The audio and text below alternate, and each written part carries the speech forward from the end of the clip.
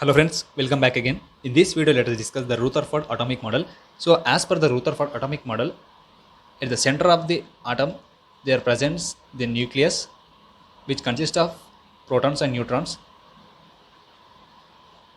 So as per the Rutherford atomic model, it states that the positively charged nucleus at the center of atom and the electrons revolve around the nucleus within the orbit. So as per the Rutherford, the atom is mostly empty and at the center it presents nucleus.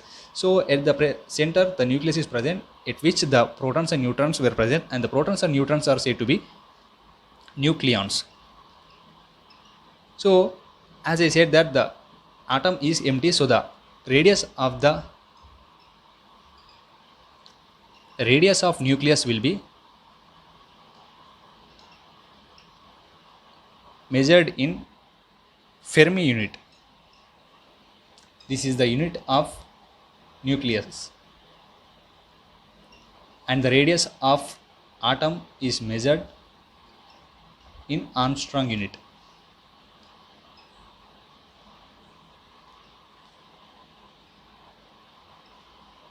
So the radius of nucleus, which is measured in Fermi unit, is equals to 10 to the power of minus 13 centimeter, and the radius of atom is 10 to the power of minus 8 centimeter.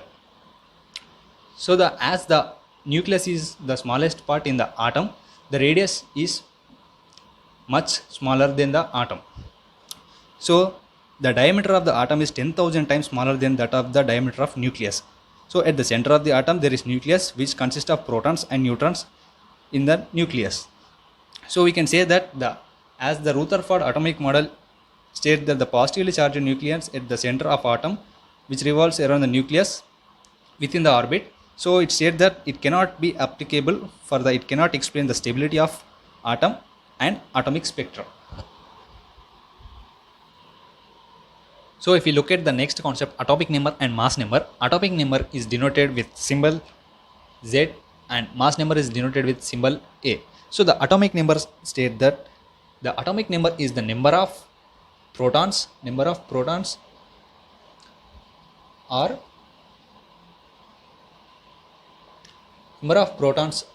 number of electrons. So the atomic number states that the number of protons or the number of electrons present within the nucleus in every atom of particular element. This is the atomic number, which is denoted with symbol Z. So what does it mean? The atomic number states that it determines the chemical element or the character of the element. It is what the use of the atomic number is, it determines the charge of a electron. So the atomic number determines the charge of electron. It means the charge number can be determined by the atomic number. In the same way, if we go with the mass number is denoted with symbol A. So the mass number states that the mass number is the sum of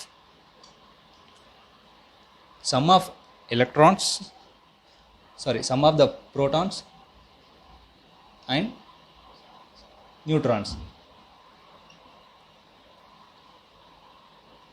The mass number is the sum of the protons and neutrons. As we seen before, the atomic number is the number of protons present in an atom. So the number of protons means in case of the mass number is the sum of protons and neutrons. So the mass number can be written as atomic number plus number of neutrons present in an atom. So in this way, the atomic number and mass number can be calculated. So the mass number can be, the mass of an atom is determined by carbon 12 atom, which is in terms of AMU. So which is 1/12 of the carbon atom. In this way, the atomic number and mass number could be calculated for an atom. So if you look at the next concept, the isotopes, isobars, isotones and isoelectronic species. So let us start with the isotopes. So isotopes are the atoms.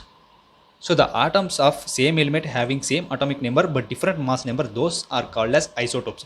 So if we consider an example, the protium and deuterium and tritium. So these are called as the isotopes which has the same same atomic number but different in mass number, these are said to be isotopes. So the atoms which has same mass number but same atomic number but different in mass number, those are called as isotopes. In the same way, we can see the another example. So this is the carbon. So carbon which has the atomic number 6 and the mass of the carbon is different. So these are called as isotopes which has the same atomic number but differ in mass number. Those are called as isotopes. In the same way, let us see the isobars. And before looking at the isobars, we need to know one thing about isotopes. As the mass number of isotope increases, relative reactivity will decreases. As the mass of the isotope increases, the reactivity will be decreases. So this is the one thing we need to remember in case of the isotopes. So in the same way, let us discuss about the isobar. So if we look at the isobars, isobars are the atoms of different elements which has same mass number but different in atomic number. So the atoms which are of the different elements which has same number of same mass number but different in atomic number, those are called as isobars. So if we consider an example, argon with mass 40 and calcium mass 40. So these are two different elements which have the same mass but different in atomic number. So these are said to be isobars. In the same way, if we look at the isotones, isotones are the atoms of different elements which has same number of neutrons. Those are called as isotones. So if we consider silicon, phosphorus and sulfur. So the silicon, phosphorus and sulfur, its atomic number and mass number might be changed, but the number of neutrons present in silicon, phosphorus and neutron are equal. These type of atoms are said to be isotones. The atoms which have the same number of neutrons are said to be isotones. In the same way, if we go with the isoelectronic species are the atoms which has same number of electrons is said to be isoelectronic species. So if we see the example, hydrogen, helium and lithium and beryllium. So these are the electrons of the species which has these are the elements of the species which has only one electron. So this is the species which divides the species of elements into number of species.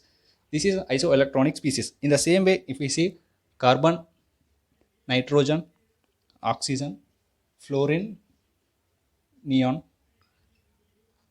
So these are the species which has 10 number of electrons